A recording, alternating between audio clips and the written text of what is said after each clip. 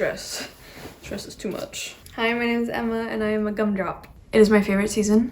Winter is my favorite season. I love fall, don't get me wrong, I love fall so much, but I love winter just so much more. Like when it snows, I cry every time, and it's just, I'm really gonna embrace just however I feel about the winter this season, because I think I've really held it in before, held it in the past. So I'm just excited. This is gonna be an episode of the Rex Room, just giving you 10 wintry book titles, wintry book recommendations. Some of them are explicitly about, actually none of them.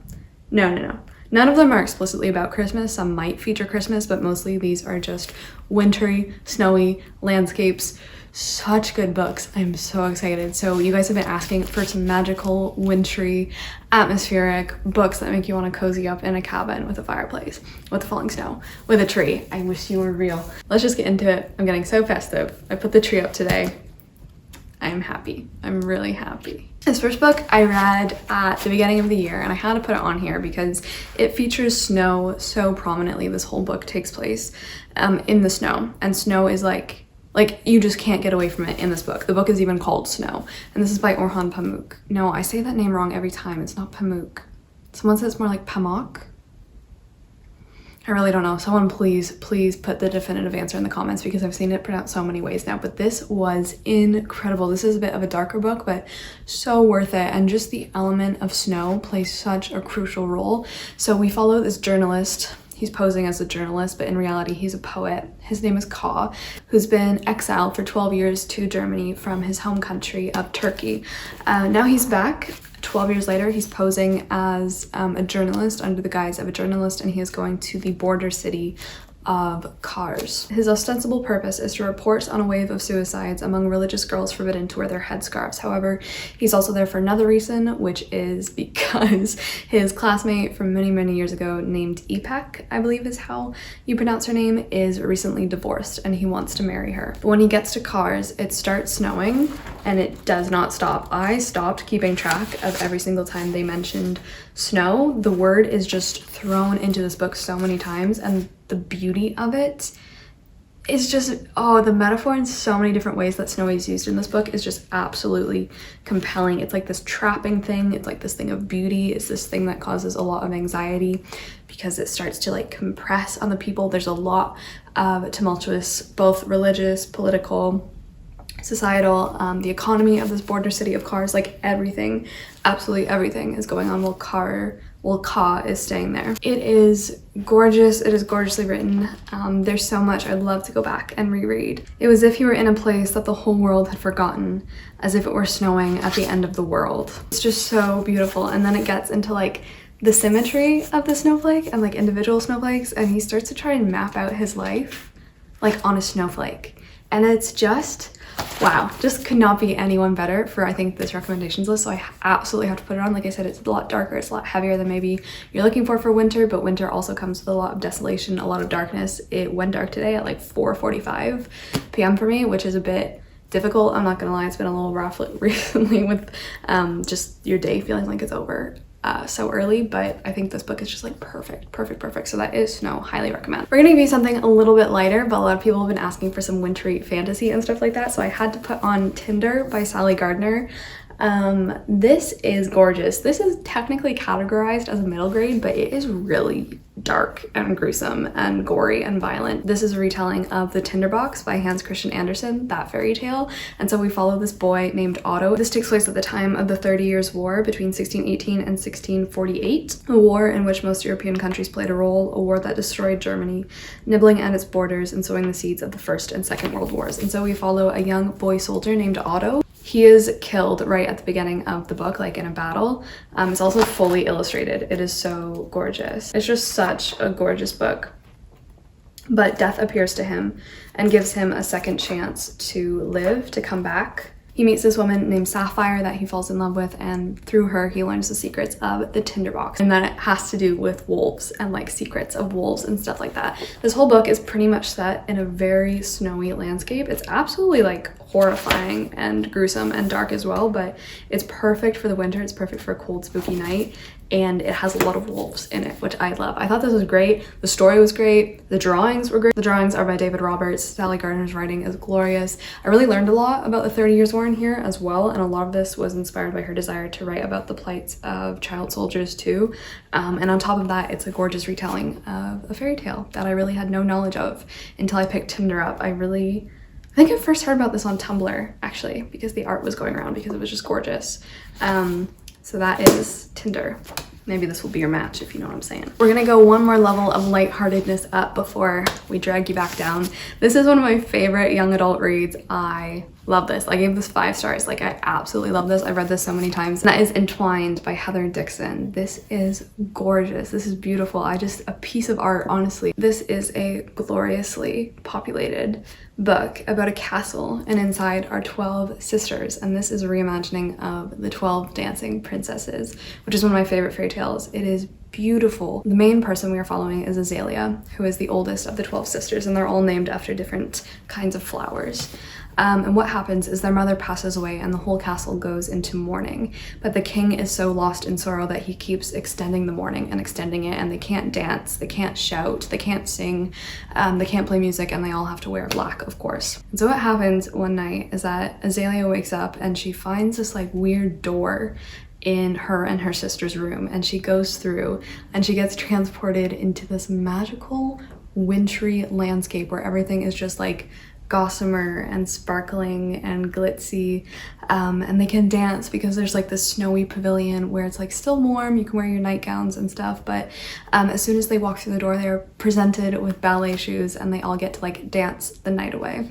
And they quickly come to find that this place is kind of ruled over, just presided over by this man significantly called the Keeper. So as they walk through his door every single night to dance in his realm, which is just this like weird fantasy parallel world next door, it's always winter, it's always really beautiful, and it's always presided over by this like spidery, creepy young man named the Keeper. They realize that they've made a mistake. Now they might be trapped, there might be more going on. At the same time, the king is trying to find suitors for all of his daughters, and it's funny.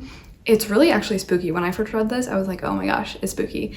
Because the Keeper reminds me of the mom from Coraline.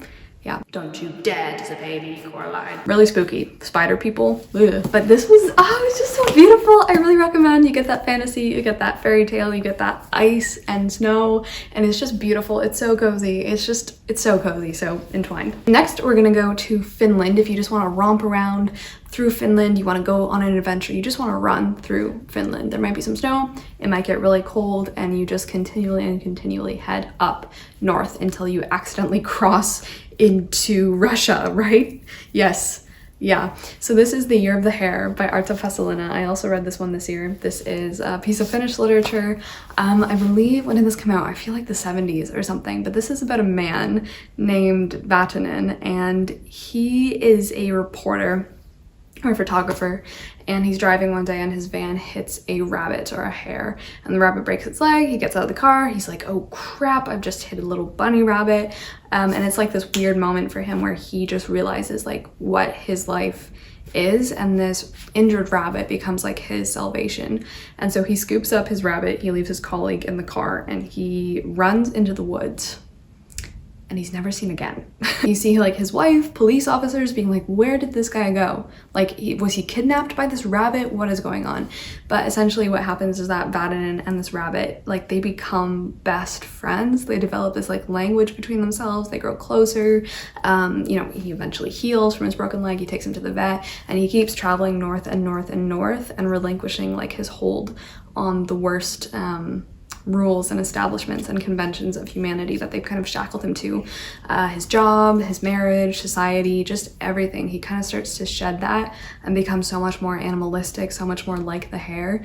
He encounters so many more animals. There's tons of bears, there's tons of weird people. There is a guy that he encounters who's worshiping the old Norse gods, I believe. It's just really fascinating. It's really funny. Arto Pasalina is really, really funny, and it's just really like nice. You feel like liberated reading this book. It's just about crossing borders, whether that's, between country, the conventions we set up.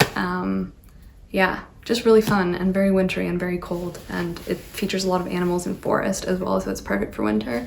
So highly recommend The Year of the Hare. I also wanted to mention that I have a whole video of this from last year. They're all completely different books, so if you want to check out that one too, I'll link it up above. I wanted to put on a romance on here. I'm going to be doing my December TBR either before or after this video is out, so that's also going to have a whole bunch of recommendations, I guess, or ideas that are separate from these books, because I've just compiled this huge stack of wintry books. I found so many good ones recently that I just want to listen to and read.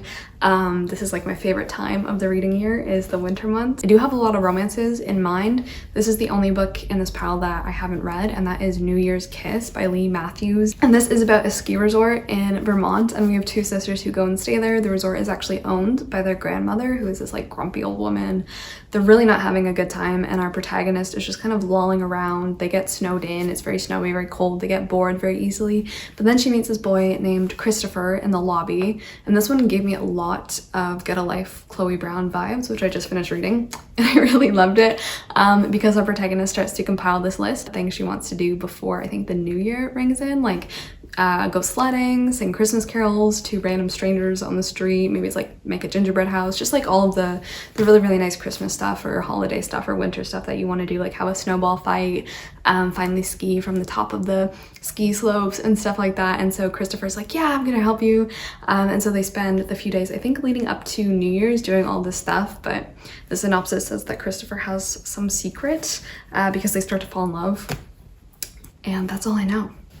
But yeah, wanted to put New Year's Kiss on here because we'll definitely be reading this probably leading up to New Year's. I'm gonna try to read so many wintry romances because I have a lot in my audiobook library right now, so yeah, thought I would mention this. Okay, then we have a book I'm currently reading, and that is For the Wolf by Hannah Witten. I recently picked this one up when I went book shopping with one of my best friends, which is in this vlog, and then I'm also filming a book haul soon about it. This is really good so far. This started with a quote by Rilke, and I freaked out and I lost my mind, but this is a retelling of Little Red Riding Hood, but it's so dark so far. So this one, we have two sisters, and in this land there is a prophecy that when two daughters are born, the first is designated for the throne to rule, and the second daughter is for the wolf.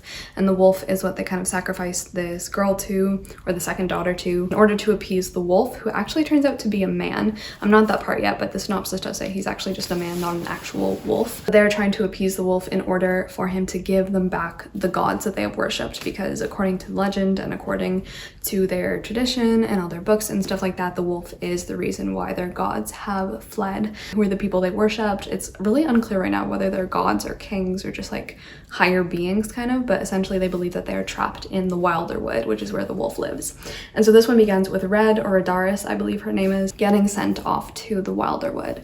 Red also has a secret because she actually has some magic of her own from a trip to the wilder wood with her sister Neve, that she accidentally got like embedded in her veins. It's like plant magic. She has some control over plants and stuff. So far the writing is gorgeous. It's been so long since I've like read a fantasy with my own eyes, and I'm just getting like swept into it. It is so cold. This cover is just, it's just perfect. It's just so beautiful, and like I'm just loving everyone. I'm getting a really good sense so far, and like it's a really good sign, I think, when you step into a fantasy book and already you feel confident, you feel like you know what's going on, you're appreciating the writing, you're getting good tidbits of world building and characters, and you have a very clear idea where the story is going, at least right now.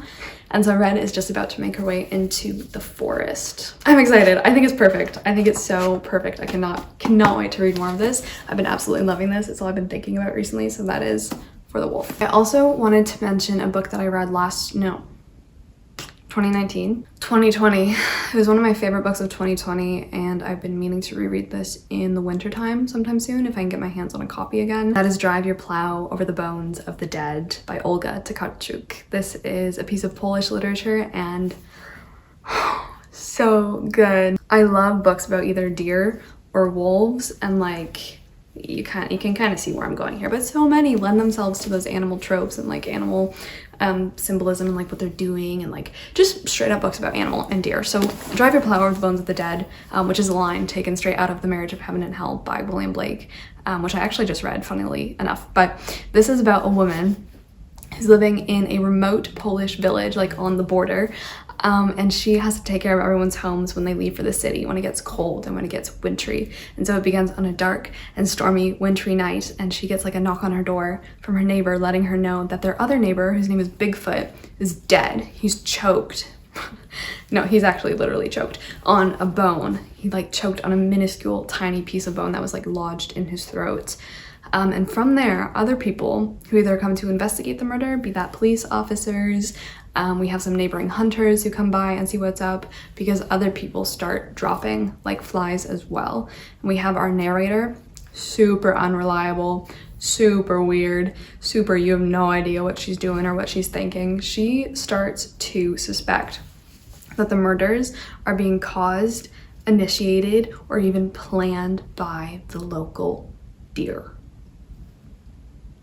911, the deer are at it again. So, oh my gosh, I'm like out of breath talking about this book. It really affected me. It was so good.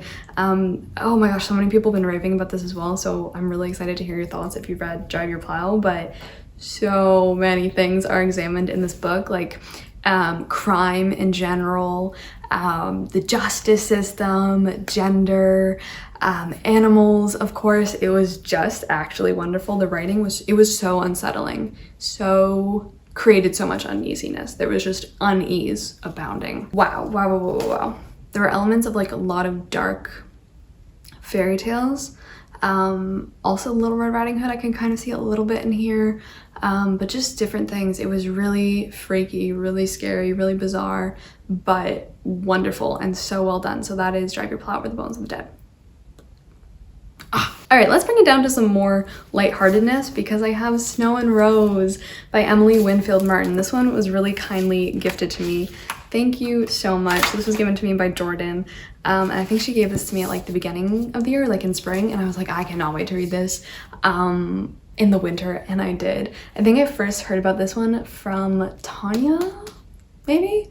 Over at Bookish Topics, it might have been. But I just finished this up literally a couple of days ago. This was so sweet. This is also another fully illustrated, well, not fully illustrated, but illustrated book. And I love Emily Winfield Martin is also an illustrator. I love her drawings. They're so gorgeous. They're so gorgeous. So Snow and Rose follows the story of Snow White and Rose Red, which is another German fairy tale found in the Brothers Grimm collection. Not related to Snow White and the Seven Dwarfs, but these are two sisters, and one day their father goes missing into the woods. He disappears and he's gone for a long while, and so they are left kind of penniless. They have to move into a small cottage near the wood's edge, and Snow and Rose, like in their grief, want to go into the forest and see if they can find any clues, see if they can find anything that happened to their father.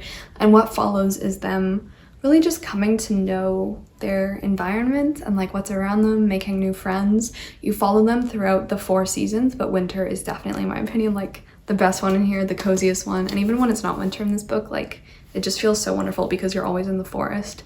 But it's just really sweet. You follow their adventures through the woods, like what they're doing, trying to find their father. There's tons of fairy tale elements that are so similar to the original, but also deviate in a way that I really enjoyed because I've read the original as well. But this was just, it was just so nice. The illustrations really just made it. And it was gorgeous. One of the main characters is a big bear, and I just really liked it. So if you want something cozy, comforting, definitely not too spooky, not too, out there. It's just like a very cozy, simplistic story about 2 sisters and family and the forest. This one. I'm gonna give you one more young adult fantasy, and that is Frostblood by Ellie Blake. I was very pleasantly surprised at this one. I want to say I don't think this is for everyone, because if you don't want the stereotypical young adult fantasy or just fantasy in general tropes, this one is just completely populated with them. But I think what it excels at is like executing those tropes beautifully, both through the writing, plotting, pacing, character, everything. So this is set in a world where there are Frostbloods and Firebloods and, just average people who don't have frost or fire. Sucks. But Ruby is a Frostblood. No, she's not. She's not a Frostblood. She's a Fireblood. Ruby is a Fireblood, which means she's born with the power to create fire and control fire. And at the time the book opens, there is a pretty much evil Frost King in power who wants to round up all of the Firebloods and either kill them or take them to his palace in order to fight each other out like the Hunger Games for entertainment. So one night when soldiers come to her village, kill Ruby's mother, burn down her village, and take her away, her world is just absolutely changed. She spends a few months in the king's prison until she is broken out by some allies who are trying to fight back against the evil king. And she starts to be trained actually as a Fireblood because she no longer has to hide her power. There's also an enemies to lovers arc in here, which I really love. The characters for me made this story. It's also all set in the snowy winter months. There's so much like cozy fantasy food and traveling, and it's just good fun. I think I've spoken about this book a number of times on my channel by now. So yeah, I have one more book in the series left to read, the last one, which is called Shadow Blood. Oh, that can't be right. Dark Blood? Evil Blood? Yeah, I would recommend this definitely. And then the last book I have to recommend you guys in this episode is called In the House in the Dark of the Woods by Laird Hunt. I also read this in 2020, and this is a book that you, at least for me, when you read it and then you get to the end, you're like, oh, I need to go back and reread the whole thing. So this is also one of the most unsettling books I've ever read. It's also a book that I had like literally no clue what was going on the whole time. Maybe it's because I was listening to the audiobook. I think a physical book would make this a much better experience, honestly, because this can be so confusing. This is set in Puritan America, and we follow this woman, and she goes into the woods and something starts to happen to her. She meets another woman named Liza who's living in the woods. She lives in a little cottage in the woods. I guess she has escaped being condemned or burned as a witch, and she's living a little cool life with her pigs. And our protagonist, I forget if she's ever named. I have a feeling she isn't. She starts to stay with Liza because she is A, either lost in the woods, B, running away from her abusive husband, C, running away from those who are hailing her as a witch and threatening to kill her, or D, crazy, lost her mind. She's gone. She's just in the woods running around, not sure what's going on. Or the last one, all of the above. Or the last one, or F, none of the above. That's what this book felt like. This book felt like a multiple choice test, and it was really great. After she meets Liza, she starts to meet other women in the woods. This wood is just full of women, and they're all vaguely unsettling. They say really weird things. They do even weirder things. And you start to realize that like the person you're following as a narrator might be changing on you, and you weren't really realizing you were no longer following the same person. That's kind of all I want to say. If you like fairy tales, if you like being spooked or also being like, what the heck is going on? If you like witches, and like, there is a lot of witch imagery in here actually. And if you like weird little dark puzzle piece books, In the House in the Dark of the Woods is definitely the one for you. I'd love to get my hands on a physical copy of this, reread it, because wow, there's a lot to unpack. There's a lot to unpack here. Yeah, honestly, when I look at this list, I'm just like, this is such a good list. I want to reread them all. And I cannot wait for my December TBR.